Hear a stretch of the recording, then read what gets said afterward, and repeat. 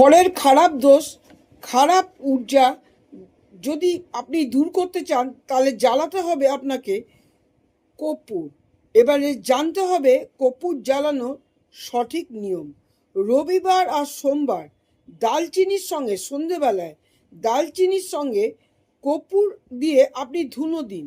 এতে আপনার ধন সম্পদ বাড়বে এবং খারাপ ঊর্জা নষ্ট হয়ে যাবে এবং পাওয়ারফুল ঊর্জা আপনার ঘরে অবশ্যই সৃষ্টি হবে। মঙ্গলবার আর শনিবার আপনি লবঙ্গর মধ্যে কর্পূর দিয়ে ধুনো দিন সন্ধেবেলায়। এতে নকারাত্মক দোষ, খারাপ দোষ বা দূর হবে। এর ফলে দারিদ্রতা দূর হবে এবং আপনার ঘরে ধন সম্পদের আগমন হবে। বুধবার, গুরুবার ও শুক্রবার তেজপাতার সঙ্গে একটু কর্পূর দিয়ে সন্ধেবেলায় ধুনো দিন। এর ফলে আপনার পারিবারিক সম্পর্ক মধুর হবে, অর্থনৈতিক অবস্থা স্থিতিশীল হবে।